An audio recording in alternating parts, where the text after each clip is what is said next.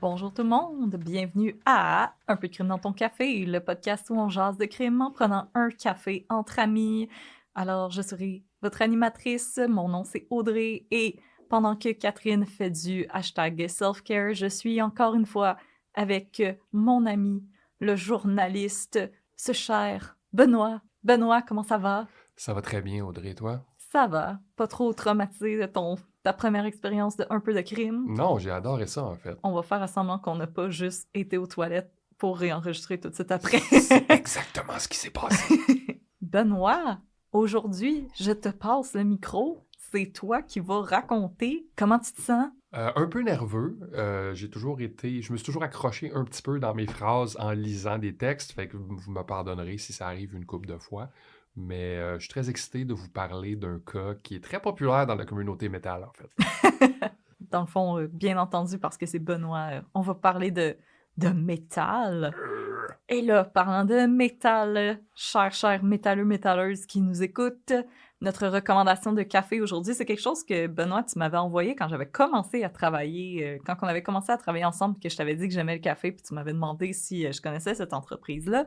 Non, je ne la connaissais pas. Alors, c'est un torréfacteur canadien qui s'appelle Satanic Tea Company. Alors, je les Absolument. appelle un torréfacteur, mais ils font plus du thé que du café. En fait, ils ont un seul blend de café qui s'appelle le Satanic Coffee, très, très recherché, Absolument. qui est torréfié à Edmonton, au Canada. L'Alberta, est-ce la province la plus satanique? Je ne sais point, débattons-en. Mais aussi pour les auditoristes qui nous écoutent et qui nous disent « Ah, moi, je suis pas très buveuse de café, mais je vous apprécie quand même. » Justement, sachez que c'est une entreprise qui fait du thé. Alors, pour les gens qui trouvent que David's Tea, c'est un petit peu trop girly pop pour eux, vous avez la Satanic Tea Company avec des sortes de thé tels que le Antichrist Pumpkin Spice Chai, le Crucifixion of Christ, le Throat of Lucifer et Coconut Chai. J'ai du Crucifixion of Christ chez nous, c'est vraiment très bon, honnêtement. C'est parmi les meilleurs thés que j'ai jamais goûté. S'il y a d'autres gens qui sont comme moi aussi, je suis plus thé que café. Puis Satanic Tea Co, ça s'aligne avec mes valeurs. Et je tiens à dire qu'ils ont une tasse sur laquelle il est écrit « Your mother sips tea in hell » et ça me fait beaucoup rire. Ils ont un groupe de musique de death metal brutal qui s'appelle Satanic Tea Co qui se servent pour promouvoir le thé. Puis dans le fond, le thé sert aussi à promouvoir le band. Et c'était un de mes albums de l'année en 2023. Alors, écoutez du black metal en stipant du thé et du black metal, qu'on ne craint pas que c'est des néo-nazis. Pas du tout, Question c'est du mark. death metal brutal. Non, c'est des gars Ah. extra woke, là. Dominique Alvernaz, que je salue, il m'écoute probablement pas, mais que je salue. C'est la personne probablement la plus woke dans le milieu du death metal. Wow, on aime ça. Ouais. Parce que Dieu sait que j'ai arrêté d'écouter du métal parce que j'étais tannée de checker les affiliations des gens. Ben oui, clairement. C'est un travail d'éthique qu'on doit faire, de savoir si un nouveau band qu'on aime est nazi. Je dirais qu'une fois sur 3, c'est le cas, malheureusement. Malheureusement. Alors, les gens qui nous écoutent présentement qui sont comme « Oh wait, j'y avais jamais pensé Ouais. ». Bonne recherche. Ouais. Tapez le nom de votre band, puis nazi ou NSBM à côté dans Google, vous allez avoir des réponses. Peut-être pas celle que vous aimeriez, malheureusement, mais écoutez, c'est vos choix après qu'est-ce que vous en faites. On n'est pas ici pour débattre de ça. On est ici pour parler de panique satanique, donc Absolument. Deuxième épisode de nos épisodes hors série sur la panique satanique qui, je l'espère, vous plaise, parce que moi, j'aimerais vraiment en faire un autre. Je suis comme très, très, très motivée. Alors, Benoît, je te passe le micro. Quel crime vas-tu mettre dans mon café aujourd'hui? Je sais que t'aimes pas qu'on nomme les tueurs dans le titre des épisodes, mais c'est le cas de Ricky Kasso. Ricky Kasso, c'était une personne qui a eu beaucoup d'influence, qui a beaucoup inspiré la communauté métal à tort et à travers. C'est un gars qui a commis un meurtre entre guillemets, rituel dans les années 80, parce que c'était pas un meurtre rituel du tout, là. Newsflash, c'était une gang de drogués dans le bois. Puis, il a été très romantisé au fil des années. Puis, je trouvais ça intéressant d'en parler dans le cadre de la panique satanique, parce que Les gens qui souffraient de cette panique-là se sont beaucoup fiés sur ce cas-là, qui était comme un peu comme une tempête parfaite de problèmes pour exemplifier leur peur. Billet de confirmation. Exactement, le billet de confirmation. Ricky Kasso, dans le fond, ça a été un peu un bouc émissaire pour tous les gens qui avaient peur des adolescents drogués qui écoutaient du métal dans les années 90. Mais la personne qui a tué s'appelle Gary Lowers. Et ici, à Un peu de crime dans ton café, on respecte les victimes et on respecte leur mémoire. Donc, j'ai intitulé cet épisode « Le meurtre, entre guillemets, rituel de Gary Lowers ». Parfait. Alors, si vous êtes prêts tous et toutes, on va mettre un petit peu de crime satanique dans votre café satanique si vous vous êtes procuré du café ou du thé du Satanic Absolument. Tea Company. Ok, Alors, c'est go, bon. Benoît, on t'écoute. Ben, c'est ça. Mes sources, dans le fond, j'ai 2 sources principales. J'ai l'ouvrage, qui est un peu l'ouvrage de référence sur ce cas-là, qui s'appelle Say You Love Satan de David Sinclair, qui est paru en 90 ou en 91, je pense. Et je vous mets tout de suite en garde parce que ce cas-là, vu que le principal intéressé est décédé aujourd'hui, et que les seuls témoignages qui nous restent, c'est des témoignages de gens qui veulent se sauver de des poursuites éventuelles. C'est un peu un cas de oui-dire. C'est un peu un cas de cancan, de région. J'étais allé chercher les ouvrages qui étaient considérés comme les meilleurs ouvrages sur ce cas-là, mais j'en questionne quand même un tout petit peu la légitimité. L'autre source que j'ai eue, c'est le documentaire qui s'appelait Satan in the Suburbs, qui est passé à la télé dans les années 90. J'ai complémenté aussi avec quelques sources en ligne, mais vraiment, c'est les 2 ouvrages qui ont été les plus rigoureux à propos de ce cas-là. Sinon, le reste est très romantisé. On raconte le personnage plus qu'on raconte la vraie personne, dans le fond. Satan in the Suburbs, c'est ce que les gens sur ma rue se sont dit quand j'ai déménagé. Absolument, les gens de Greenfield Park étaient terrorisés, là. Mais c'est ça, Ricky Kasso, il a inspiré des chansons métal, il a inspiré un album même du groupe Electric Wizard, qui est mon album préféré de ce groupe-là, qui s'appelle Time to Die.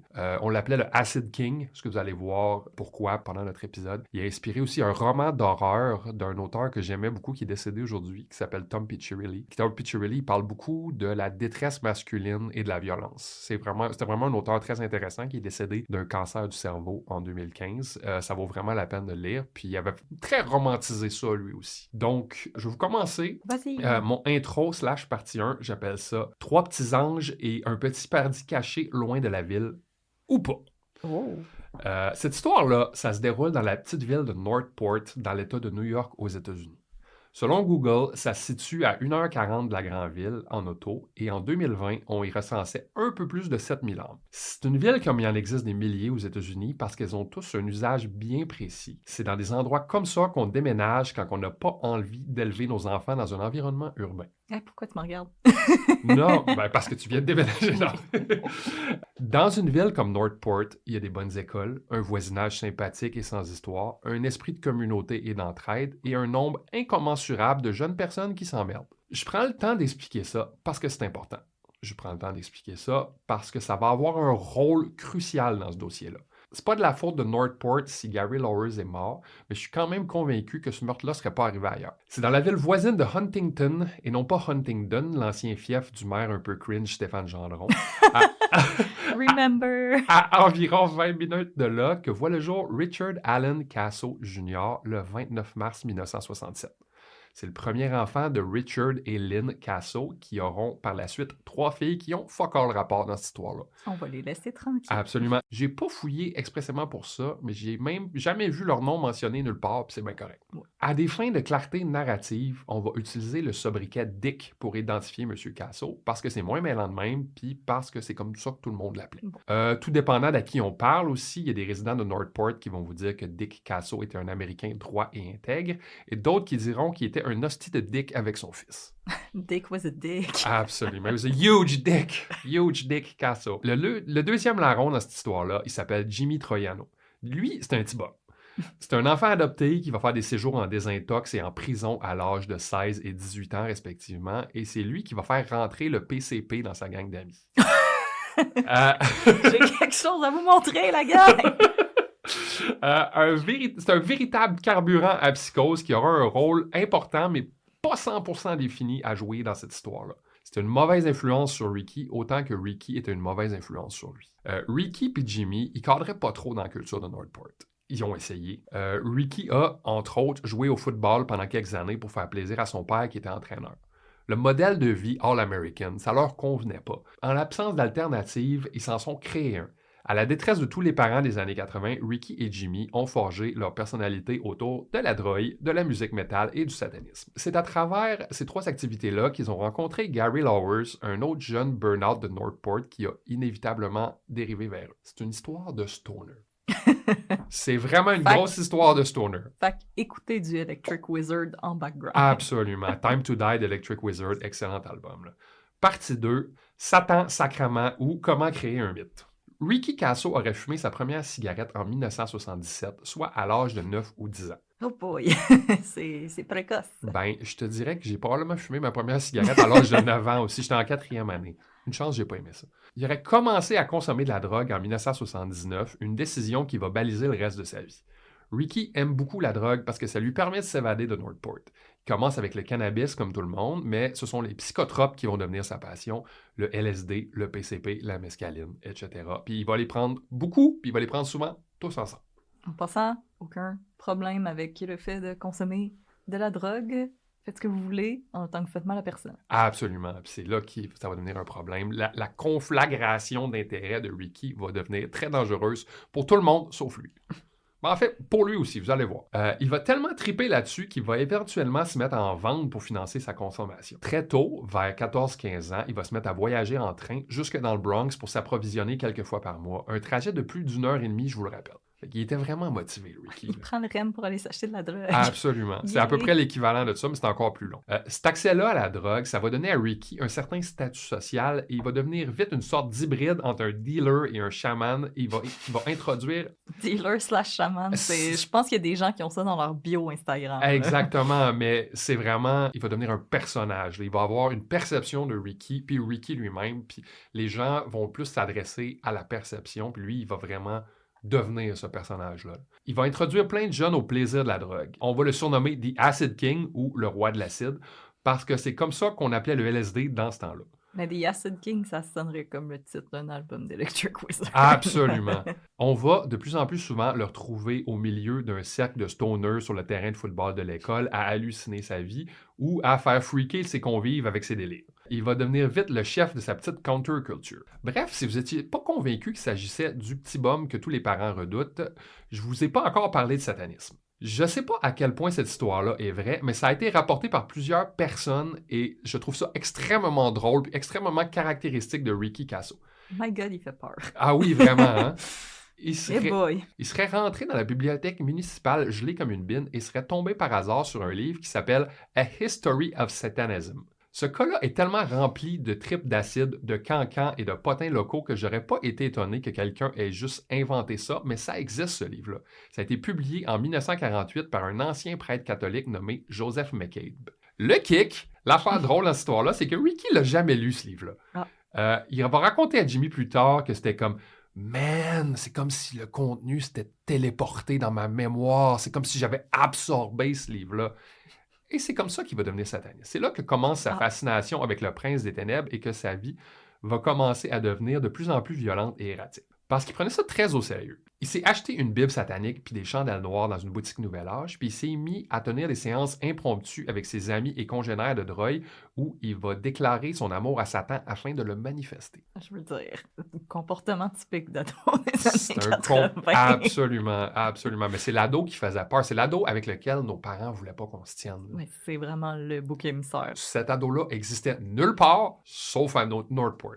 Fun fact, l'auteur du livre Say You Love Satan, David Sinclair, est un, entre parenthèses, expert des phénomènes occultes, autoproclamé, et sous-entend que c'est pendant ces séances-là que le diable aurait potentiellement pris possession de Ricky afin de le détruire. Oui, c'est arrivé. Je tiens à dire qu'il n'a même pas les cheveux si longs que ça. Non, il a les cheveux moins longs que toi, en fait. Exactement. La vérité, c'est que la nouvelle passion de Ricky pour le satanisme était une sorte de passe-droit pour être une marde avec tout le monde autour de lui, surtout s'ils essayaient de l'empêcher de faire ce qu'il voulait. Encore une fois, un comportement d'enfant de 16 ans. Mais j'imagine que la Bible qu'il y avait, c'était celle d'Anton LaVey. Oui, absolument, je te le confirme. À l'âge qu'il avait et à l'époque où ça s'est passé, on s'attendait à ce que les jeunes aillent à l'école et soient respectueux envers leurs parents. Deux responsabilités très simples auxquelles Ricky et Jimmy vont échouer lamentablement. Ricky a aussi commencé à agir de plus en plus violemment sous l'effet de la drogue. Un soir où ses parents ont essayé de le priver de sortie, il est disparu dans sa chambre pour ressortir quelques minutes plus tard avec les poignets ensanglantés en hurlant à sa pauvre mère qu'il l'avait poussé au suicide. Finalement, il avait juste étendu du ketchup en sachet sur ses poignets et sur la lame du couteau. Il s'est mis à rire et à ridiculiser les techniques parentales parce que dorénavant, il n'y avait plus rien pour le contenir. C'était Il ce avait genre été de... privé de sortie. Ça, supposément qu'il est descendu en bas et qu'il disait « Il est trop tard! Regarde ce que t'as fait! Il est trop tard! » J'ai jamais été privée de sortie puisque je sortais pas de la maison. Je pense que mes parents m'auraient plus privée de maison. Absolument. Il était... Ben, c'est ça. Il était quand même un peu cruel là, quand il avait pris de la drogue.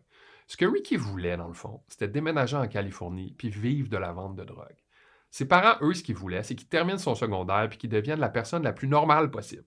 Ça a créé beaucoup de tensions et ça faisait sortir Ricky de la maison énormément. Peux-tu juste être normal 5 minutes?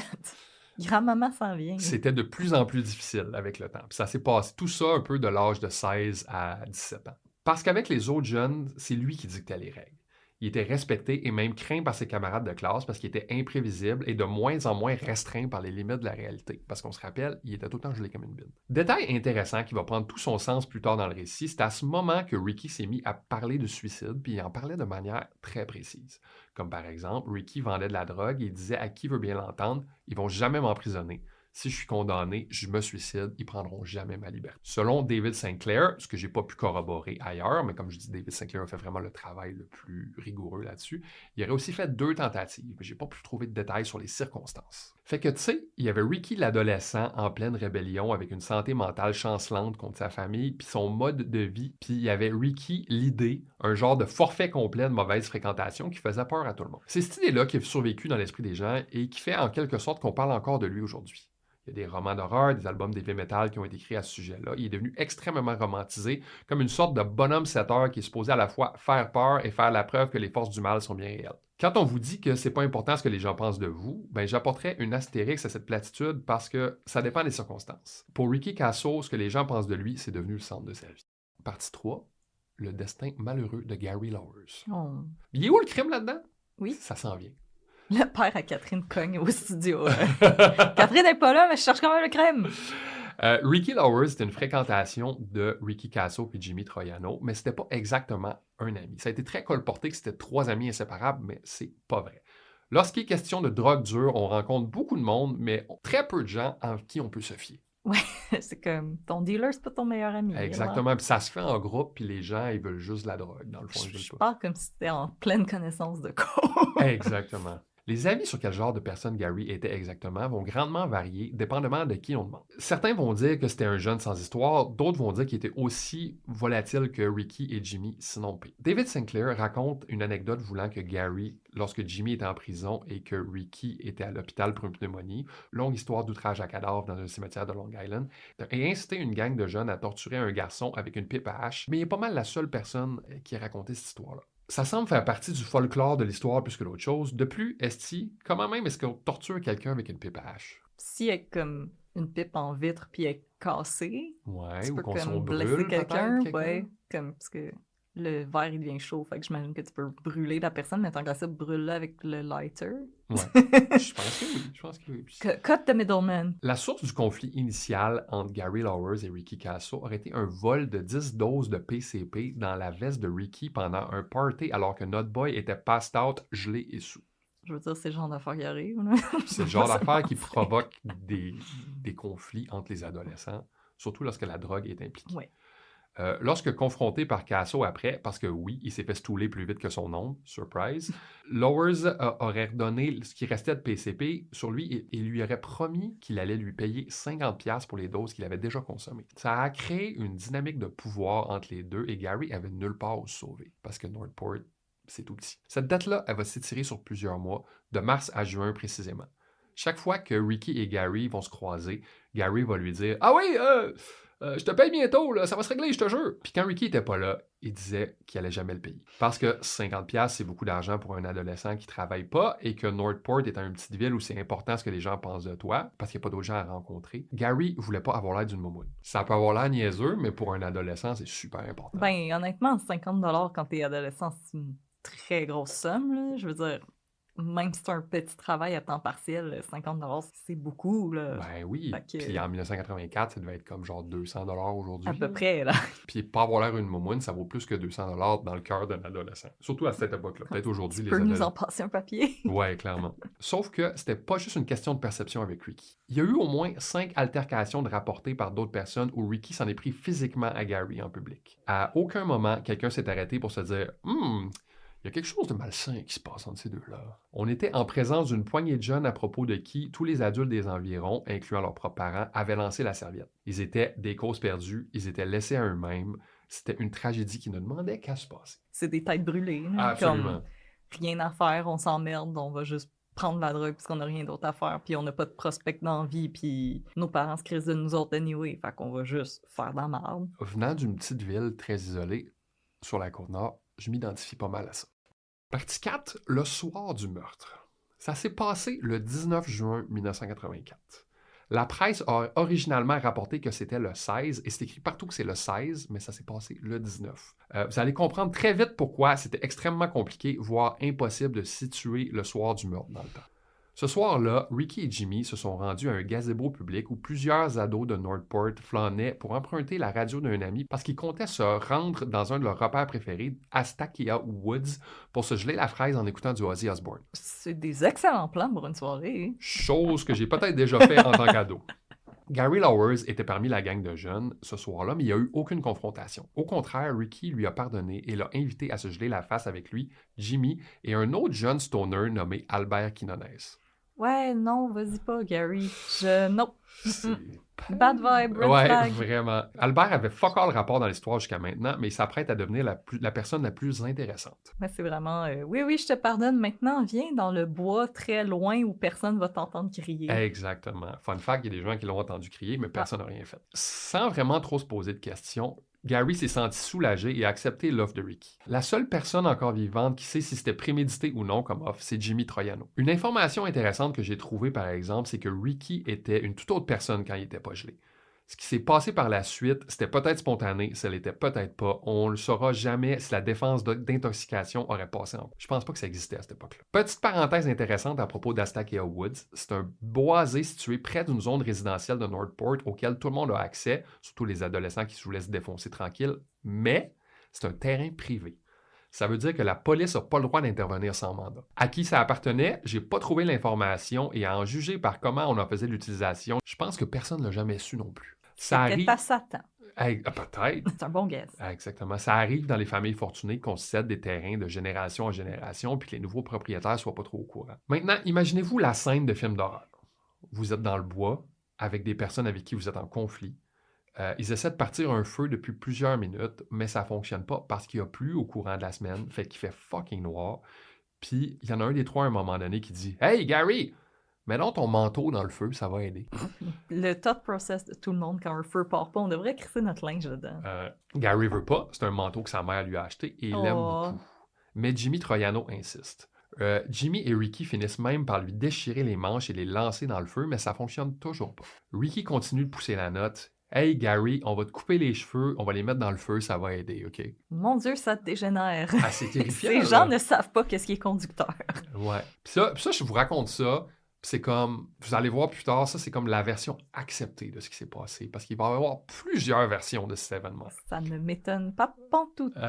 Ils le font, même si Gary coopère pas trop, ça aide pas. C'est là que Ricky prononce les mots fatidiques « Say you love Satan ». Dis que t'aimes Satan. C'est ce à quoi Gary a répondu « Non, moi j'aime ma maman. » Oh! Moi j'aime ma mère. Cute!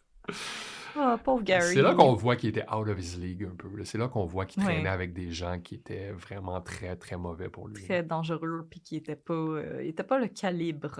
Ah, absolument. Il était pas une vraie menace, le Gary. Là. Oh, c'était Léo. C'était le petit bonhomme Léo avec son cousin Carl. Absolument. Carl qui était une tête brûlée, puis Léo qui voulait juste avoir un ami. Absolument. Le seul témoignage qu'on a de la soirée, venant d'un ado gelé jusqu'aux yeux qui veut pas s'incriminer, la raison exacte pour laquelle Ricky Castle s'est mise à poignarder Gary Lowers sera à jamais floue, mais l'arme du crime était déjà sortie et avait déjà été utilisée sur la victime pour vandaliser son manteau et lui couper les cheveux. La bataille aurait pogné, Ricky l'aurait mordu au cou et il aurait asséné un premier coup de couteau au thorax. Il aurait asséné initialement 17 coups de couteau. Pendant tout ce temps-là, Ricky lui ordonne de dire qu'il aime Satan, mais Gary n'aura qu'une seule réponse. Moi, j'aime ma mère. Mais je veux dire, c'est une personne complètement gelée, puis t'es loin de tout le monde, puis t'es une tête brûlée. Là. C'est juste la rage au corps. Là. C'est ce que je pense, moi aussi. Puis d'avoir du pouvoir sur quelqu'un, c'est ce que je pense ça aussi. Dégénère. Là. Exactement. De juste savoir que cette personne-là, tu peux la dominer. Je pense que c'était juste quelque chose qui allait arriver. Ce qui devait arriver arriva. Il est encore fâché après lui. Il est dans une situation où il a un pouvoir absolu sur cette personne-là. Puis je veux dire, pour avoir été victime de bullying, laissez-moi vous dire que ça dérape rapidement quand une personne comprend qu'elle a tout le pouvoir sur l'autre personne. Puis qu'elle comprend que les adultes interviendront pas. Et qu'il n'y a aucun adulte dans la pièce. Puis en plus, Ricky était avec ses amis à lui, pas à Gary. Donc quand tu sais que tu as du backup et qu'il n'y a aucun adulte qui est là pour surveiller, pour superviser, là, Audrey, tu comprends ça dégénère. Exactement où est-ce que ça s'en va. Pendant ce temps-là, Jimmy regardait l'attaque sans rien faire et ce qui la mettra des années plus tard en entrevue, et Albert Quinones était à quelque part dans le gazon en train d'halluciner sa vie. Ricky va frapper Gary jusqu'à temps qu'il arrête de bouger et demander à Jimmy de l'aider à le transporter vers une partie du boisé pas éclairée par le feu où il l'enterre dans les feuilles afin de continuer à triper en paix. Sauf que là, pendant que Ricky et Jimmy se regardent en réalisant ce qui vient de se passer, Gary se lève dans les feuilles et s'assoit à la manière de l'Undertaker à la lutte et se met à gémir. Gardez en tête que les jeunes sont en train d'halluciner de la goberge, il fait noir comme dans le cul du diable. Ricky se met à capoter. Il saute sur le pauvre Gary en criant et se le met à le poignarder de plus belle. Il reçoit plusieurs coups de coups au visage, incluant dans les yeux, ce qui achève ses souffrances. L'attaque est d'une violence inouïe. My God.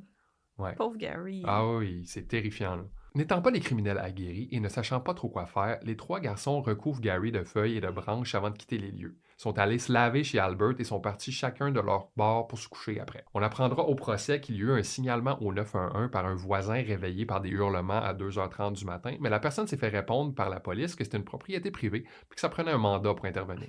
Laissez ces gens faire ce qu'ils veulent sur leur terrain. Exactement. La personne qui a pris l'appel lui a dit d'aller se recoucher, que les jeunes devraient rentrer chez eux bientôt. Va faire dodo, là, ça va passer. Exactement. T'as mangé trop de fromage. Exactement. Partie 4. Si vous croyez que c'était glauque, vous avez encore rien vu ou rien entendu. Je vous rappelle, ça s'est passé le 19 juin 1984. Le lendemain, personne ne s'est inquiété pour Gary. Le surlendemain non plus. Ni le jour suivant. C'était une habitude. Il n'y avait pas des parents. Ouais, mais c'était encore... la relation avec les parents était assez spéciale. Là. Mais il aimait sa maman. Son père a donné une entrevue dans Satan in the Suburbs, puis il était pas au courant que son fils prenait de la drogue. Mais son fils prenait beaucoup de drogue. Énormément de drogue. Des parents un peu absents. Un petit peu, j'ai l'impression. C'était une habitude pour le jeune homme de découcher pour quelques jours, donc ses parents ne se sont pas inquiétés tout de suite. L'école s'est pas inquiétée non plus parce que Gary faisait partie des jeunes, de cette caste de jeunes à propos de qui ils ont lancé la serviette. Ça fait juste rire comme dans les années 80. Ouais, normal, ça fait 4 jours qu'on n'a pas entendu parler de lui. On s'en crisse de lui, là. Il n'y a pas d'avenir. Puis présentement, il y a des parents qui mettent des AirTags sur leurs enfants. Exactement. Les mentalités ont changé. Hein? Ah, ben, clairement. Là. J'imagine qu'il est chez son ami. Là. Il va revenir quand il a faim. Ben, c'est ça. Moi, je pense que c'est cette parentalité-là qui a fait en sorte peut-être que les enfants se sont sentis abandonnés, qui se sont devenus des adultes beaucoup plus rigoureux. Ça. Et que maintenant, on est complètement de l'autre côté avec les parents qui mettent des AirTags sur leurs enfants. En passant, si vous mettez des AirTags sur vos enfants, je ne suis pas en train de vous juger. Là. Vous élevez vos enfants comme que vous vous sentez à l'aise de faire. Mais vos enfants vont peut-être élever leurs enfants de manière très libre et libérale. Son cadavre sera trouvé que le 4 juillet par la police lorsqu'elle se décide à chercher Astakia Woods avec des chiens pisteurs. Là, il y avait la permission d'y aller. Absolument. Que diable s'est-il donc passé pendant fucking 16 jours? Glad you ask. Y a-tu quelqu'un qui s'en crissait pas de Gary? Glad you ask. La personne qui s'en crissait le moins de Gary, c'était Ricky, suivi de près par Jimmy. En fait, il était très fier de l'avoir tué. Les deux bozos se sont mis à en parler à qui voulait bien l'entendre dans leur cercle d'amis parce que ça contribuait à leur aura de danger et à la réputation du roi de l'acide. Don't mess with me. Exactement, dans le sens de tu veux pas faire chier Ricky, hein? Tu veux payer tes dettes puis tu veux pas finir comme Gary Lauwers. C'est pas assez dark encore, tiens-toi bien. Il est tellement calme. Ouais, c'est un jeune stoner. Bien... Ouais, mais je veux dire, les jeunes stoners, ils peuvent aussi juste être comme des gars qui fument du weed dans leur chambre en regardant leur poster qui fait du 3D quand t'es fixe d'une certaine façon. C'est pas tous des gens dangereux. Ça peut être des gens assez mellow. C'est souvent des gens assez mellow. Je dirais même 99,999% du temps. Je dirais même que d'habitude, sur le pot, t'es quelqu'un d'assez relax dans la vie. Mais les gens ont peur des stoners, en partie à cause de Ricky Kasso. Certains jeunes les ont pas cru, fait que Ricky et Jimmy se sont mis à organiser des visites d'Astakeo Woods pour montrer le cadavre de Gary aux infidèles qui osent douter de leur toute-puissance du suppôt de Satan de Northport. Il faisait des visites guidées de sa scène de crime. Ouais, exactement. D'accord. Fait que, tu sais, Mais il y il est avait... donc bien cave. Tout le monde Puis, se est-ce crissait que de le lui. cadavre était encore là? Il était encore là, il était en train de Il s'est pourrir. pas fait manger par des animaux? En partie. En partie, il était en extrêmement mauvais état lorsqu'ils l'ont trouvé. Ça a été très difficile pour le médecin légiste d'établir quoi que ce soit à cause de ça. Puis il y a personne qui a dit un mot sur la game, là. Oui, Ben, vous allez voir plus tard pourquoi les gens n'ont pas parlé, mais ils ont éventuellement parlé parce que ça va pas d'allure. Ok, mais Ricky Castle, là, si vous l'avez pas googlé encore, il mesure comme... C'est comme un chicot avec les cheveux gras puis un t-shirt d'ACDC, Ouais. là, comme je pourrais le plier en deux, là. Probablement, oui. C'est pas un lutteur, là. Je vous épargne les détails les plus scabreux, mais plusieurs témoignages ont fait état de ce qui se passe quand on laisse un corps pourrir pendant 16 jours dans une température qui oscille constamment entre la canicule et le déluge. Bref, c'est pas le fun du tout, et plusieurs jeunes auraient aimé croire Ricky sur parole plutôt que de voir ce qu'ils ont vu. Le 25 juin, Ricky et Jimmy sont retournés sur les lieux du crime avec des bidons d'essence avec comme objectif d'incendier Astakea Woods et de faire disparaître les traces de leur crime, mais il n'y avait plus d'écart cette journée-là, puis ils n'ont pas été capables d'arriver à leur fin. Ils ont toujours pas compris comment ça fonctionne un feu. Non, exactement. Oh my god! C'est comme... ils ont vu l'épisode de Bob l'éponge où est-ce qu'il fait brûler du papier. Exactement. Il est comme, on peut brûler du papier dans l'eau. Ouais, peut-être que l'épisode de Bob l'éponge a été inspiré par Ricky Kasso aussi. Là. Shout-out Bob l'éponge. Oh, j'ai de la peine pour Gary. Ah ben moi aussi. Là. À une date que j'ai pas pu confirmer pendant ces 16 jours-là, Debbie, une fille que Ricky avait fréquentée au courant de l'année, est décédée d'une overdose de drogue. Oh non! Je vous ai pas parlé d'elle jusqu'à maintenant parce qu'elle joue un rôle marginal dans l'histoire. Elle n'était pas impliquée dans la vente de drogue ou dans la chicane avec Gary. D'ailleurs, une amie de Debbie qui voulait rester anonyme a commenté sur quel genre de personne Ricky était dans See You Love Satan et j'ai trouvé ça très éclairant.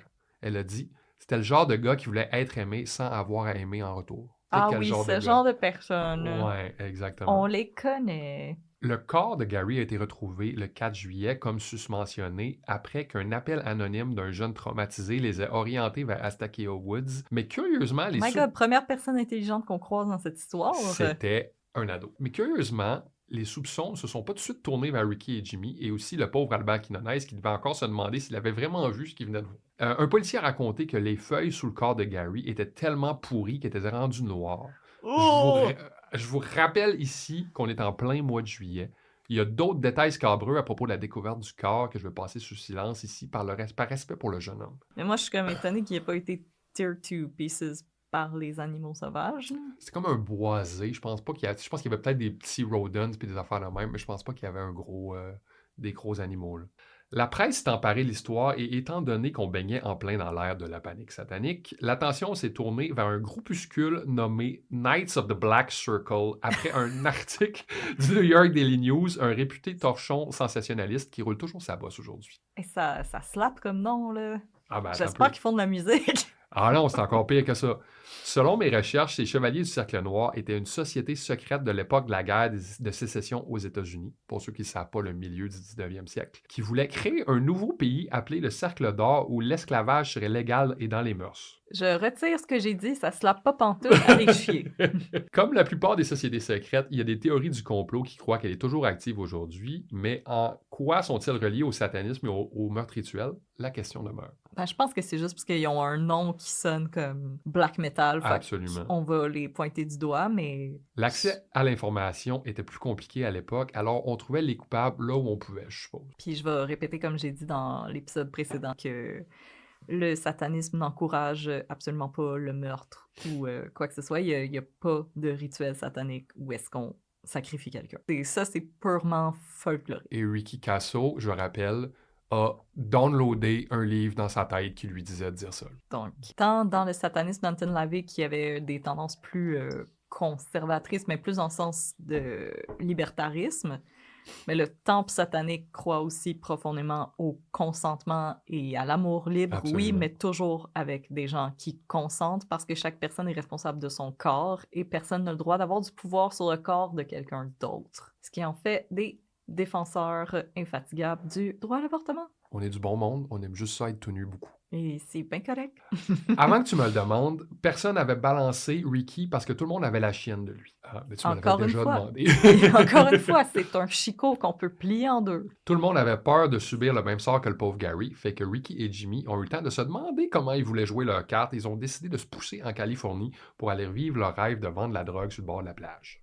Méchant rêve! Ils sont partis sur le pouce ensemble vers l'ouest quelques heures avant que le corps soit découvert. Ils sont partis avec beaucoup de drogue en poche et se sont rendus jusqu'au Connecticut avant de se rendre compte qu'ils allaient soit se faire pincer pour être des randos qui vendent de la drogue aux jeunes du coin, soit manquer d'argent avant de se rendre sur la plage. Donc, ils ont acheté un vieux Christ de char pour 50$ avec l'argent qui leur reste et sont revenus à Northport avec la queue entre les deux jambes à la recherche d'un meilleur plan. On va aller commettre un crime là-bas. Non, wait, on a déjà commis un crime là-bas. C'est trop de crimes. On revient où est-ce qu'on a commis un crime déjà? Leur voiture va tomber en panne sur le bord de la route le 5 juillet au matin et, pas trop au courant qu'ils sont cherchés pour meurtre, ils vont décider de faire un somme dans leur voiture et gérer leurs problèmes à leur réveil. La nuit porte conseil. Exact. Ou le somme On s'en porte conseil. rappelle. Peut-être un plan sans faille pour Ferris Bueller, mais Ricky et Jimmy vont se faire réveiller par les armes à feu des flics locaux apeurés et dépassés par la situation. C'était la fin du règne du terreur du roi de l'acide. Il a été détrôné. Cette histoire-là aurait pu être mieux gérée, mais vu la spirale de violence qui n'arrêtait pas de prendre du momentum, et soyons francs, le fait que la ville n'était pas si grande que ça devait être pas si difficile que ça de trouver un coupable, c'est quand même le fun que Ricky ait été arrêté avant qu'il fasse une deuxième victime. Effectivement. Quand même chapeau les flics de je pense que la deuxième victime, ça aurait été Jimmy. J'ai l'impression aussi. C'est la personne qui sait qu'est-ce que t'as fait. Ouais. Ou Albert, un des deux. Oui. Probablement Albert, en fait. Ouais, j'ai l'impression plus Albert que Jimmy. Parce que j'ai l'impression que Jimmy, lui, aurait peut-être essayé de tuer Ricky avant. Ah, j'aime ça avoir des amis de même. Il a l'air d'un petit crotté de même, là, Jimmy. C'est qui va me poignarder le premier? Dans Satan in the Suburbs, il y a genre la quarantaine, puis il a l'air d'un petit bum encore. Il a pas l'air cool. Là. C'est le genre de gars là, qui se tient autour des écoles secondaires, là, ouais, qui achète de la bière. Exactement, tu le lis très bien. Oui. Partie 5, la vraie de vraie fin, puis le procès. Attachez-vous, ça va déraper en tabarouette. Ricky avait la gueule de l'emploi. Dès son arrestation, sa photo prise par un photographe de Newsweek fait le tour du monde. C'est la photo que tu as vue. Mais je tiens à dire qu'il porte un t-shirt d'ACDC qui, dans ma tête, n'est pas le band le plus satanique ever, malgré la chanson Highway to Hell. C'est le fun. Ce que j'ai appris il n'y a pas longtemps, c'est que ACDC, ça veut dire Antichrist, Dead to Christ. Ah ouais? Ouais. Eh ben. J'étais surpris. Je trouve que la musique va pas avec le nom, mais whatever. Grand émacié, avec le regard un peu fou et un long sleeve d'ACDC, il est l'incarnation même de la peur de tous les parents américains de l'époque. Non seulement un drogué sataniste, mais également un enfant qui s'est perdu sur le chemin vers l'âge adulte. C'est comme tu vois, Damien du West Memphis Street. Du West Memphis Street, dans ma tête, c'est plus ça l'image de l'ado qui fait peur que Ricky Casso, qui est comme l'air du junkie qui te regarde dans les yeux à l'entrée du métro Préfontaine. Ah oui, 100%. Parce qu'il faut pas l'oublier, Ricky avait 17 ans. C'est assez vieux pour avoir conscience de ses actes, mais en même temps, c'est pas vieux du tout. Ça prendra pas de temps à nos deux stoners pour passer aux aveux. Jimmy confesse tout de suite à la version des faits que je vous ai donnée plus haut, qui est largement reconnue comme la version officielle.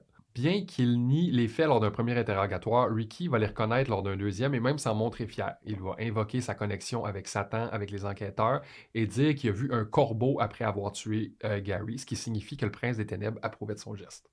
Big if true. Big if true indeed. Il va aussi dire aux enquêteurs que jamais ils vont réussir à l'enfermer, qu'il va s'enlever la vie avant que ça se produise. Ces derniers vont prendre les précautions nécessaires et l'envoyer se faire évaluer par un psychiatre de l'unité de sécurité de Riverhead à Long Island. Un certain docteur Dachau qui le flague immédiatement comme étant à haut risque suicidaire. Il a fait sa job. Fait qu'on lui enlève sa ceinture et ses lacets, puis on le place dans une unité où il y a curieusement un garde pour 20 détenus. Ce soir-là, Ricky va regarder la télé avec les autres et voir sa face aux nouvelles. Il va se fâcher parce que le présentateur va mal prononcer son nom. Ce soir-là, le garde qui fait sa ronde va l'affirmer l'avoir vu dormir sur son matelas à minuit et demi et pendu à la porte de sa cellule à sa ronde suivante à 1h du matin. Chou, les autorités carcérales de Long Island, vous avez clairement pas fait votre job. Le 7 juillet 1984, à 1h du matin, Ricky Casso était déclaré mort. Je savais pas que c'était là qu'on s'en allait. Ah non? Non, je pensais qu'il allait actually subir son procès. Malheureusement, non. Ça nous laisse avec un procès pour meurtre au 2e degré pour Jimmy Troiano. Pourquoi est-ce qu'Albert Quinones n'avait pas été mis dans l'accusation, me demanderez-vous? Excellente question. Le pauvre stoner, qui était sensiblement au mauvais endroit au mauvais moment, s'est entendu avec la poursuite pour recevoir l'immunité en échange de son témoignage contre Jimmy. Parce qu'aux États-Unis, même si le coupable du crime est mort, ça prend quand même quelqu'un à punir. Là, tenez-vous bien, ça s'apprête à déraper solide. Le procès de Jimmy Troiano va débuter le 26 mars 1985. L'avocat de la couronne est maître Bill Keehan, un genre de jeune hotshot qui va ressembler vaguement au personnage de Michael Douglas dans Wall Street ou Golden Gecko. L'avocat de la défense est maître Eric Neiberg, un middle-aged man qui ressemble vaguement à un politicien conservateur des années 90. Pensez Preston Manning, mais en vaguement plus séduisant. Et le tout est officié par le juge John Coppertino, un nom qui semble dédié à un personnage des Sopranos qui va mourir beaucoup trop jeune. Un détail remarquable qui teindra tout le procès, c'est que les deux avocats ont exactement la même stratégie, faire témoigner Albert Quinones. Non, c'est moi, non, c'est moi. Parce que c'est le seul témoin immédiat, puis Neiberg parce qu'il est convaincu qu'Albert était beaucoup trop gelé pour être un témoin fiable. Au début du procès, on va apprendre que Jimmy n'a pas fait une, mais 2 dépositions aux flics à propos des événements sur lesquels il est revenu. Quand le juge va lui dire pourquoi il a fait ça, il va répondre « Quand les arbres fondent et les étoiles courent dans le ciel, c'est dur de comprendre ce qui se passe. » Effectivement. Et est-ce que ce sont des paroles de Led Zeppelin? Je sais pas! Mais Jimmy était très stone ce soir-là. Mais j'ai jamais pris toutes les drogues qu'ils ont pris en même temps. Fait que je sais pas à quel point ça affecte la mémoire de quelqu'un. Dans la première version, il va avoir été un témoin passif du meurtre de Gary Lauwers, comme je vous ai raconté tantôt. Dans la deuxième, il va avoir été averti par Albert Quinones que Ricky allait tuer Gary ce soir-là, mais il a décidé de rien faire parce qu'il croyait que Gary méritait son sort. Sympathique garçon. Dans cette version-là, il va affirmer avoir tenu Gary pendant que Ricky lui coupait les cheveux avec son couteau et que ces derniers s'est mis à le poignarder subitement. Il va aussi avouer que Gary avait réussi à s'enfuir, mais que Ricky et lui étaient allés le chercher et l'ont ramené près du feu pour finir le travail. C'est l'officier en service James McCready qui a ramené Jimmy en interrogatoire parce qu'il y avait des zones d'ombre entre son témoignage et les aveux de Ricky. Mais là, Keehan va faire témoigner le médecin légiste, le docteur Stuart Dawson, qui va jeter de l'ombre sur la théorie selon laquelle Gary s'est enfui en courant parce que son corps portait des marques de blessures au cœur et à la colonne vertébrale. Le corps était tellement en mauvais état lorsqu'il a été trouvé qu'il ne pouvait malheureusement pas affirmer hors de tout doute que Gary avait été mortellement atteint très vite, mais c'était probable. Bien qu'il estime qu'il ait environ 36 marques de couteau, c'est aussi impossible de dire combien de fois Gary a été frappé exactement. Fait une pensée pour le Dr. Stuart Dawson, ça n'a pas dû être une autopsie le fun. C'est jamais le fun une autopsie, mais celle-là, elle doit être très pénible. Quand Albert va venir témoigner pour la couronne, il va affirmer qu'il n'avait aucune idée que Gary allait mourir ce soir-là et que Gary lui-même lui avait dit qu'il croyait que Jimmy et Ricky allaient le tuer sur le bord du feu quand c'est arrivé. Il n'était pas au courant en se rendant, c'est que Gary il a dit qu'il avait un mauvais feeling. Il lui a dit précisément qu'il croyait que c'était Jimmy qui voulait lui faire du mal. Alors, moi, j'aurais mis mon argent sur Ricky, mais écoute, Gary, t'avais quand même le bon feeling. Ouais, puis c'est ça, Ricky était beaucoup plus sauvage, Jimmy était beaucoup plus calculating, il réfléchissait beaucoup plus à ses mauvais coups. Il va aussi affirmer que Gary aurait lui-même tranché les manches de son manteau et qu'il se serait enfui avant d'être poignardé, tout court. C'est-à-dire qu'il n'aurait pas été poignardé avant de crisser son cri. Mais pourquoi il aurait découpé les manches de son manteau? Il voulait pas partir une mode, Il là. se serait fait convaincre. Comme vous pouvez voir, il n'y a rien qui concorde et c'est juste le début. C'est quand Ricky l'aurait attrapé qu'il serait devenu fou de rage et qu'il l'aurait mordu dans le cou. Et là, détail crucial, nos deux bozos auraient ramené Gary près du feu et c'est Jimmy qui aurait ordonné à Ricky de tuer Gary. Gary aurait dit je t'aime, maman, et c'est là que Ricky lui aurait ordonné de dire qu'il aime Satan à la place. Une commande à laquelle Gary aurait obtempéré avant de s'écrouler pour la première fois. Quand le juge lui demande ce qu'il avait pris ce soir-là, Albert a répondu du LSD, de la cocaïne, de la mescaline et des fluides d'embaumement. Des fluides d'embaumement. Ça serait simplement des copeaux de bois roulés en cigarette. J'ai pas trop compris non plus en quoi ça serait des fluides d'embaumement, mais des fois, il y a des noms de drogues qui sont plus cool. Qu'est-ce que c'est vraiment? Ah, OK. Embalming fluids. C'est pas des actual fluids. Écoutez. Mais ça a l'air d'être tout un cocktail. Je pense que juste à me faire lister ces drogues, je me sens pas bien. Ah, moi non plus. Puis là, comme si tout le monde n'était pas assez confus, lorsque la défense va le questionner sur l'ordre des événements, Albert échappe à avoir frappé Gary au visage pendant que Ricky et Jimmy le tenaient. Ah, il t'était pas occupé à regarder des dragons voler après le Père Noël? C'est pour ça que je dis qu'on sait pas ce qui s'est passé ce soir-là. Il va avouer avoir menti sur le rapport de police parce que ces derniers lui cassaient la gueule en interrogatoire le jour de son arrestation, fait qu'il aurait raconté ce qu'il fallait pour se protéger. Ça, j'ai pas de misère à le croire. La police des années 80 et les bottins de téléphone, ça Ah oui, clairement. Plein de détails comme ça remontent dans la version qu'il raconte à Neighbor, notamment que Gary a plaidé avoir 500$ à lui échanger en échange de sa vie. Dans cette version-là, Jimmy n'a jamais touché à Gary non plus, c'est Ricky qui l'a tué tout seul. Matt Neighbor était très heureux à la fin de sa journée de travail parce qu'il venait de semer le doute dans l'esprit des jurys. Il venait aussi de prouver son point que tout le monde était trop fucké pour se rappeler de ce qui s'est passé. Tout le monde était en train de trip balls. Exactement. Tenez-vous bien parce que c'est pas fini. Quinones revient à la barre pour une deuxième journée, mais il oublie sa version des faits chez lui, il va en rencontrer une autre. Dans celle-là, Ricky va avoir chassé Gary dans les bois tout seul et ne va pas lui avoir sommé de dire qu'il aime Satan, et il est même pas certain que Jimmy a tenu Gary pour lui couper les cheveux. Ce qui est merveilleux là-dedans, c'est que tout contredit la déposition de Jimmy, puis tout le monde est fourré. Neighbor va attaquer la crédibilité de la déposition de Jimmy parce que la séquence des événements n'est pas claire. Un des employés qui l'a interrogé, un certain officier Rodriguez, dit qu'il aurait délibérément laissé l'admission de Jimmy en dehors de la déposition parce qu'il avait peur de perdre la collaboration de Jimmy. Gros travail, les flics, gros travail ici.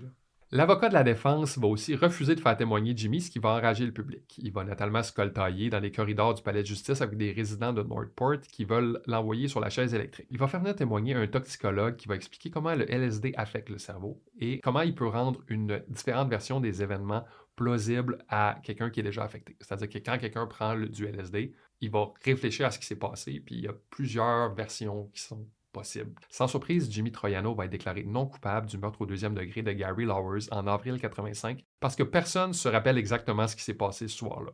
On sait juste qu'il s'est passé quelque chose d'extrêmement grave. Il n'y a pas de gagnant dans cette histoire-là parce qu'elle va suivre Albert et Jimmy toute leur vie. Ce dernier va avoir retrouvé un semblant de stabilité et même va avoir un fils, Jimmy Jr. Il y a trop les mêmes noms dans cette histoire. Exactement. Il va participer à un documentaire en 2004 sur les meurtres où il va rester fidèle à son histoire qui n'a rien fait pour blesser Gary. C'est pour ça que je l'ai choisi comme histoire officielle, mais qui n'a rien fait pour l'aider non plus. Albert, lui, va lancer un livre autopublié en 2023 appelé Eyewitness, The True Story of the Northport Astakia Woods Murder, mais personne ne lui accorde de crédibilité quelconque après le cirque qu'il a causé en cours. Ce qui conclut la sordide histoire du meurtre de Gary Lauwers et de la panique satanique autour de Ricky Kasso, qui inspire encore beaucoup trop aujourd'hui. La drogue, c'est mal. En contexte amical et bienveillant, c'est le fun, mais faites jamais de PCP avec des gens que vous haïssez, guys. Je sais même pas c'est quoi du PCP. C'est du Angel Dust. C'est vraiment une drogue qui crée des psychoses, dans le fond, là. Je pense que Steve-O de Jackass a dit que c'était la pire drogue qu'il avait faite, que c'était comme... C'est pas mal une des pires drogues. C'était 0-10, do not recommend. J'ai déjà travaillé dans un bar comme videur, dans une autre vie, puis il y avait un gars qui était affecté sur le PCP, qui faisait 240 livres. Puis on a eu de la misère à le maîtriser, mais vraiment beaucoup. Là. Il était insensible à la douleur. Oh my God. Fait qu'au final, personne n'a été accusé du meurtre de Gary. Ricky a tué Gary. C'est pas mal la seule constance sur laquelle tout le monde s'entend. Comment ça s'est passé? Quel est le niveau d'implication des gens qui sont encore vivants? Ça, c'est pas clair. Et c'est clair que Jimmy et Albert se protègent là-dedans. Ouais, je les crois pas vraiment, ces deux-là. Ben, je pense qu'ils se croient pas non plus eux-mêmes. Je crois qu'ils sont un peu... Ils essayent de se convaincre. Ils essayent de se souvenir, exactement. Exactement, je pense que c'est ça. Le cas d'Albert a l'air particulièrement très triste. Là. Mais j'ai juste infiniment de peine pour Gary qui était juste... Parce que, tu sais, je pense qu'il y a les adolescents qui prennent la drogue puis qui ont des problèmes d'agressivité comme Ricky, puis il y a aussi ceux qui sont juste bored, qui ont pas d'amis, qui sont très seuls, qui ont juste aucune passion dans la vie comme Gary, puis qui est mort dans l'indifférence totale, puis qui a pas de conséquences vraiment pour sa mort ou quoi que ce soit. Je trouve ça vraiment triste. C'est vraiment une victime complètement... Puis c'est dans un milieu... Le milieu a contribué à ça aussi, parce que c'est un milieu de gens qui se disent « Ah, on est dans une belle petite ville, il n'y a rien qui peut arriver ici. » Même si on lance la serviette sur nos jeunes, ils feront rien, ils vont juste continuer à prendre la drogue toute leur vie. Ça s'est clairement pas passé, puis il y aurait clairement, comme tu dis souvent dans les épisodes, Audrey, il y a des claques qui se sont perdues. C'est puis... Catherine, les claques. Ouais, clairement. Shout-out Catherine. Mais c'est ça, ça aurait pu être prévenu à plein d'étapes dans cette histoire-là. Ça s'est juste pas passé, malheureusement. Non, puis une chose que Catherine et moi, on n'aime pas beaucoup, c'est la glorification des tueurs. Ah oui. Et comme justement, quand j'ai cherché Ricky Kasso pour pouvoir mettre une face sur le nom, ben, je vois que présentement, plein de gens qui vendent des portraits de lui sur Etsy, des t-shirts avec sa face, avec écrit Acid King, comme vraiment une grosse glorification. Là. Je vois vraiment que c'est une figure que les gens ont l'air de trouver infiniment cool. Ben oui, parce qu'il est plus là pour s'expliquer. Fait que les gens peuvent projeter n'importe quelle Leur désir. signification à ce qu'ils ont fait. Tu sais, les gens disent qu'il s'est suicidé pour rejoindre Satan ou pour échapper à une Non, pour condamnation pour échapper aux meurtre. conséquences de ses gestes. Exactement. Mais tu sais, il y a eu une historique suicidaire aussi, Ricky. Oui, mais c'est vraiment la chose que Catherine et moi, on n'encourage pas, Ouais. la glorification des tueurs en série. Ouais, Donc, ouais.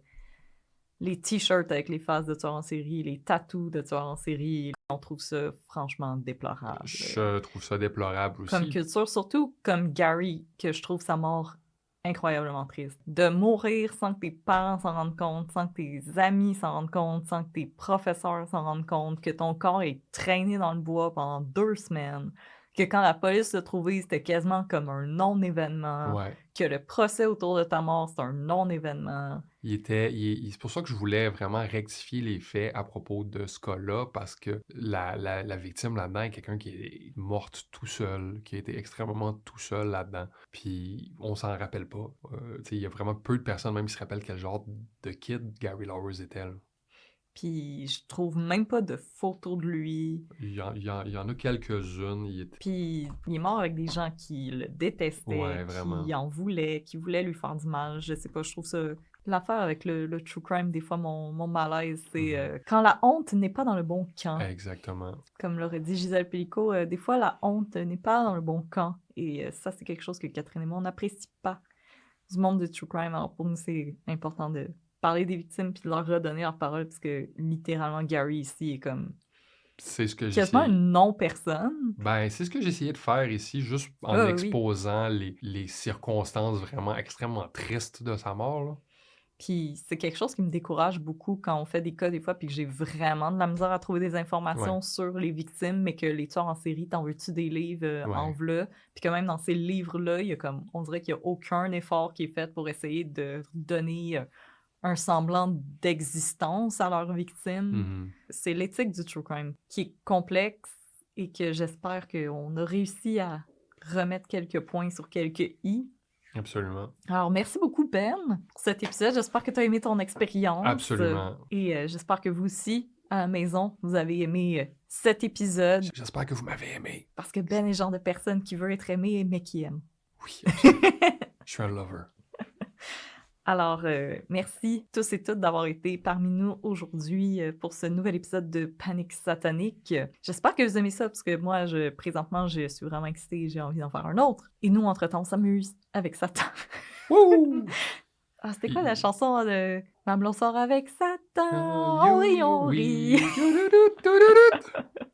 Alors, on espère que vous aimez ces épisodes de satanisme et je vais faire mes ploys. Si vous aimez un peu de crime dans ton café, vous pouvez nous suivre sur les réseaux sociaux. Nous sommes sur Facebook @unpeudecrime et sur Instagram @unpeudecrime dans ton café. Et si vous voulez mettre du crime dans votre garde-robe, nous avons aussi une boutique Etsy, donc etsy.com/un peu de crime. Et si vous aimeriez nous encourager de façon monétaire, nous avons un Patreon. Le Patreon est linké naturellement sur nos réseaux sociaux. Il y a différents tiers auxquels vous pouvez vous abonner qui vous donnent différents avantages. Et l'avantage que tout le monde gagne, c'est le shout-out en ondes. Alors, je vais faire ça immédiatement et encore une fois, puisqu'on n'a pas enregistré cet été, il y a beaucoup de shout-out à faire. Alors, si vous êtes récemment abonné, sachez que le shout-out va venir. J'ai un fichier Excel que je mets à jour constamment, donc votre shout-out va venir, ne vous en faites pas. Alors, parce que là, moi, je suis au mois de juillet. Donc... T'en fais combien par émission, des shout-outs? Ben là, je vais en faire à peu près 20, parce que j'en ai 80. J'adore entendre les noms des personnes. Là. Alors, voici, j'aimerais remercier Alex Tremblay, Meld, Marianne Bourgault, Joannick Dumas, Cynthia Robert, Émilie Boulanger, Sophie Rousseau, Kathleen Dumont, Zulu Oscar Echo, Noah, Christine, Joanie V, Pierre, Kat B, Wellens Christophe, Mélanie Rouleau, Lapin Blanc, Samuel Bernard, Fanny et Chloé. Merci beaucoup pour votre support. C'est grâce à vous qu'on peut continuer de faire ça et continuer de boire du maudit bon café. Alors, comme d'habitude, on n'aime pas ça vous laisser sur une mauvaise note. Alors, parce que c'est Benoît, on va se raconter des mauvais films.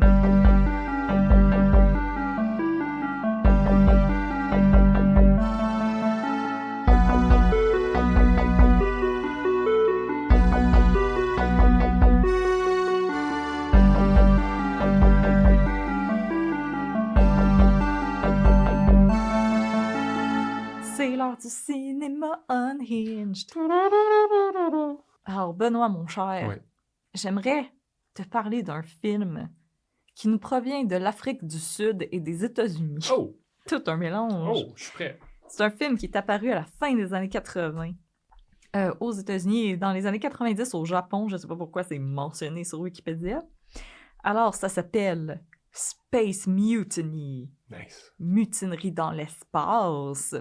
C'est le film le plus standard d'opéra dans l'espace que vous pouvez pas vous imaginer. Donc, avec Avec des petits lasers, là. Piou, piou. avec des petits lasers qui font piou-piou, des petits camions, Des camions. des petits camions futuristes, là, des petits vaisseaux futuristes, Nice. du silver partout, des boutons, des écrans qui flashent, et Du etc. papier mâché. Exactement. Alors, le film, ça parle d'une mutinerie dans l'espace. Ça porte donc J'aurais bien jamais son nom. cru. Très Snakes on a Plane comme... Ouais, je me demande qu'est-ce qui va se passer.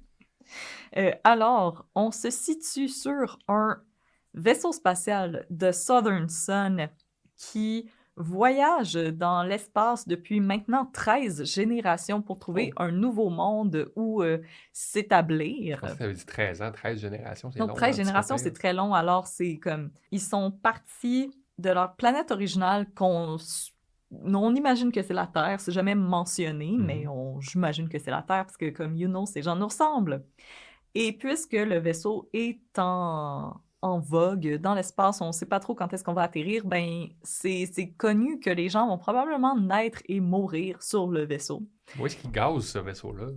Oh my God! Y a-tu des Petro-Canada Oh de my l'espace? Comment oses-tu Ouais.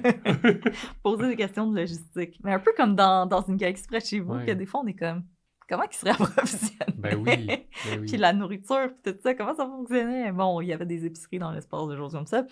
Mais en tout cas, là, dans ce film-là, ce n'est pas adressé. Bon. Alors, il y a l'antagoniste du film qui décide qu'il est tanné de flotter dans l'espace pour toujours, qu'il veut mettre le pied sur Terre et enfin respirer le soleil et sentir le bon air sur son visage. Le premier mutin. Exactement. Ah, Alors, il va faire un deal avec des pirates qui ont infesté une galaxie avoisinante, ainsi que l'ingénieur en chef du vaisseau et quelques autres employés qui n'ont plein leur casse de ne pas renouveler leur convention collective. oh non. Alors, il décide de hijack le vaisseau et de forcer tout le monde qui vit sur le vaisseau à l'accepter comme étant leur chef, leur gentil chef bienveillant. Alors, ils vont saboter une partie du vaisseau et il va y avoir un seul survivant, Dave Ryder, qui Dave porte très Ryder. bien son nom. C'est le héros de film de l'espace le plus générique que vous pouvez pas imaginer. Donc, un gars, Genre Han Solo, là? un genre d'Han Solo, mais avec un body de lutteur, mettons. Nice. D'ailleurs, s'il y a des fans de Mystery Science Theater qui nous écoutent ou de Riff Tracks, vous connaissez ce film, c'est un de leurs plus connus. Et à toutes les fois que le personnage arrive à l'écran, il donne un nouveau nom. Puis si vous jouez un barbare à Donjons et Dragons, prenez des notes parce que c'est comme Butch Arm, Large McHuge, Large McHugh, oui, j'aime bien. Slap McFace, Nice. puis des choses comme ça. C'est hilarant. Il y a une liste sur Reddit de tous les noms Nice. qu'il lui donne et c'est absolument hilarant parce qu'il les porte tous très bien. Ok. Et j'ai jamais vu un film avec autant de gens qui se faisaient pousser en bas d'un railing parce que dans le fond, ils sont dans un vaisseau, donc il y a beaucoup de passages dans les airs et tout ça. Puis à toutes les fois qu'ils se battent, ils se donnent comme 2-3 coups de poing, puis il y a quelqu'un qui se fait prendre puis lancer dans le vide. Ouais. Comme la bataille finale, je vous dis pas le nombre de fois qu'on entend le cri « Ah! » C'est tout le monde passe par-dessus. Mais Des c'est rails. drôle parce qu'ils savaient probablement pas à quoi ça ressemblait l'intérieur d'un vaisseau spatial, surtout parce qu'il y a plein de gens qui vivent. Ah, mets des rails en haut! Non, On va et, crisser les gens en bas! dans le fond, pour reprendre le contrôle du vaisseau, Dave Ryder ou Butch McHuge va demander l'aide du capitaine et de sa charmante fille Léa, et non pas Leia. Sa charmante Si bol. fille Léa, qui, l'actrice, soit dit en passant, quand elle a fait le film, elle avait comme 25 ans, Ok. mais on y en donne comme 42 Oh non! à cause du look des années 80, donc la permanente hyper serrée, Oh puis comme non. maquillage très, très, très caké. Elle a l'air d'une espèce de Dolly Parton de l'espace. Dolly Parton de l'espace, Mais j'adore. Dolly Parton de l'espace achetée sur Wish. Oh! Puis, parce que je Dolly tiens à dire Parton qu'à un dans moment donné, il y a l'espace comme... anytime, là. À un moment donné, il y a comme une scène de party, puis c'est très années 80. Fait que les sauts dans l'espace, c'est comme du lycra fluo. Wow. Puis le party, les gens dansent en faisant du cerceau, en faisant du hula hoop. C'est rien de plus extraterrestre que du hula hoop, là. Et pendant le party, il y a une des scientifiques du vaisseau qui se fait comme demander en réunion privée par l'antagoniste. OK.